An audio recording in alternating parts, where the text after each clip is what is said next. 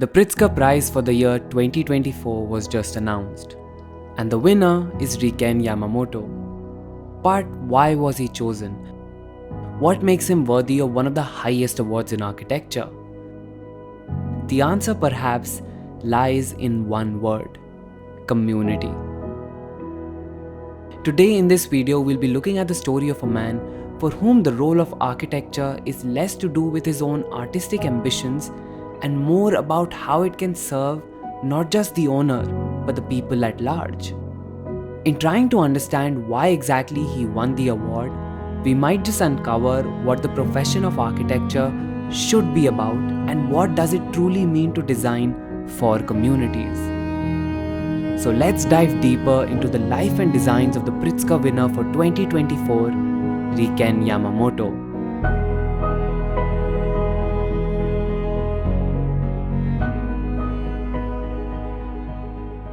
Now, before we talk about the Pritzker Prize, I want to talk about the stress of being an architect. The profession of design, especially architecture, is a challenging one. And if not managed correctly, it can lead to a lot of stress and anxiety. I have even shared my own journey of battling with anxiety while I was studying architecture on this YouTube channel. The thing is, we are always just advised to push through. But sometimes things cannot be solved just by pushing through or just by ignoring them. Basically, sometimes you need professional help. If you're also somebody going through stress and anxiety, the sponsors of today's video can help. They are called BetterHelp. BetterHelp connects you with a licensed therapist who is trained to listen and give you helpful and unbiased advice. And the best part is that this therapy can be offered via phone or computer, using phone calls, video calls, or messaging, whatever form of communication you are comfortable with. You can go to betterhelp.com/BlessedArch or select BlessedArch during your sign-up process and get a special discount for your first month. I have left the link in the description below, and if you're struggling, you really should check them out. And now, let's go back to discussing the Pritzker Prize 2024. Now, in the introduction, we talked a lot about community. But to understand what community and designing for it means for Yamamoto, we need to go back to his childhood. Born in the year 1945 in Beijing, Yamamoto's family had moved to Japan at the end of World War II. When he was just 5 years old, his father passed away, and he was raised by his mother. Now in Japan, he lived in a home that was modeled after a traditional Japanese machiya. His mother had a pharmacy in the front and the living area in the rear. So he grew up watching how certain thresholds of a house were to invite people in, and the others for his family's privacy, but also how both were needed to live a full life. Now, Yamamoto's father used to be an engineer, and so when he grew up, he wanted to follow in his father's footsteps. And in trying to go down that path, he found his true calling for architecture. He graduated from Nihon University in 1968 and then went on to pursue a Master of Arts in Architecture from Tokyo University. But his true learning of architecture actually came after his university years. After graduating, Yamamoto went on 3 major trips around the world. He traveled along the Mediterranean coast, went to Central and Southern America, and even traveled to India and Nepal. In these trips, he tried to cover as many villages as he could. He connected with people, understood their society, their culture, their architecture. And because of these trips, he understood one fundamental thing, that even though these worlds appeared very different, they were all actually quite similar. Humanity and community is something he found as a constant throughout these villages. And perhaps here is where he understood that architecture needs to be of the community, no matter where it is in the world and no matter how secluded it is. So these younger years defined the role of architecture and architects for him. When he came back, he founded his own practice. This practice today has spanned 50 years, and Yamamoto has been involved in some incredible projects. And these projects are in multiple countries of multiple scales and with multiple functions. They're all very different from each other, all holding a different identity, and yet all carry one thing in common. And that is Yamamoto's underlying design philosophy. You see, in this modern world, we are becoming more and more secluded. Nuclear families are replacing traditional families, and individual privacy is given a lot more importance. And of course, everybody has the right to live however they want. But somehow, in trying to define boundaries for the self, our modern society has created isolated beings.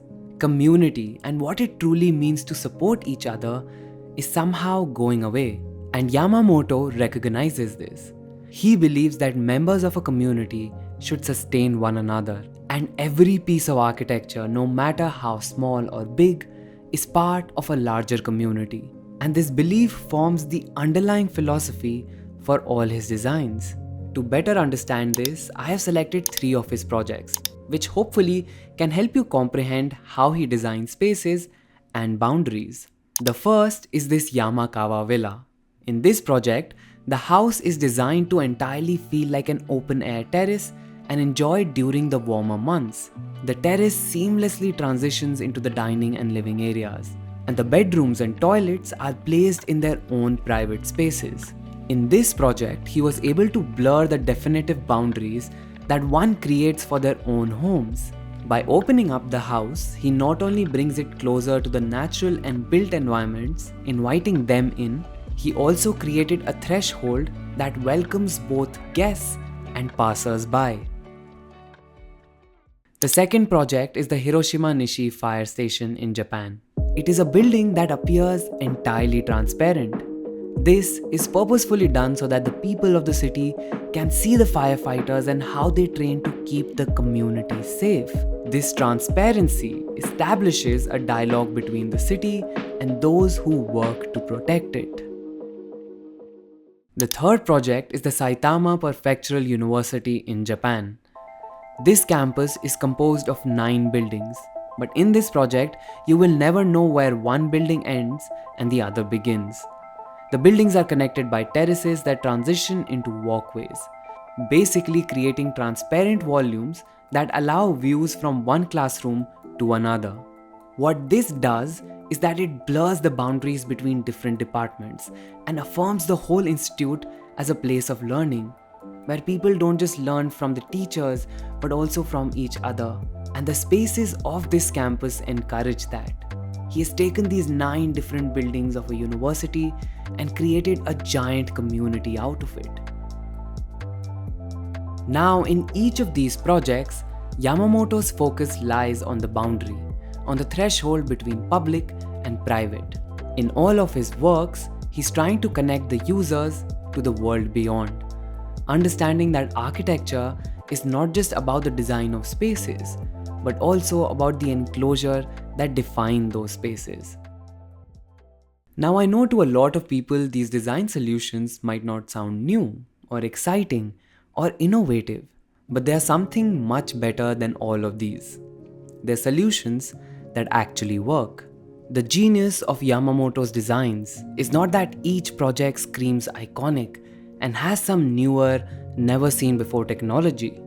The genius lies in the fact that each of these projects are different from each other and yet are able to serve the same purpose of bringing people closer to their communities. Project after project, design after design, the reason for this award is the persistence to serve the community at large. I want to read a few lines from the Pritzker Prize announcement.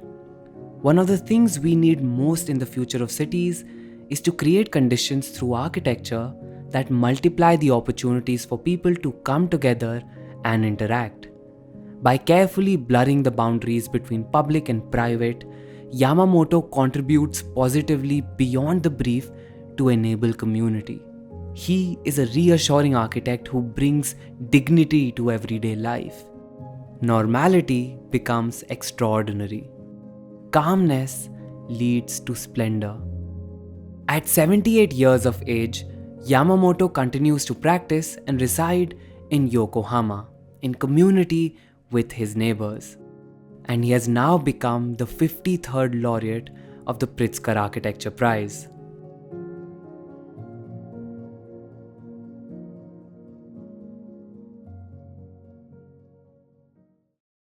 And that was it, you guys. That was my video on Riken Yamamoto and why he won the Pritzker. But what do you guys think about this win? Let me know in the comments below. I will soon make a video about some projects that have defined his career and led him to win a Pritzker Prize in 2024. So look out for that. You can also check out the other videos on my channel, including the documentaries I make on architects. I will leave some links on the screen. And that was it. I will see you guys soon with more such videos. Until then, bye bye.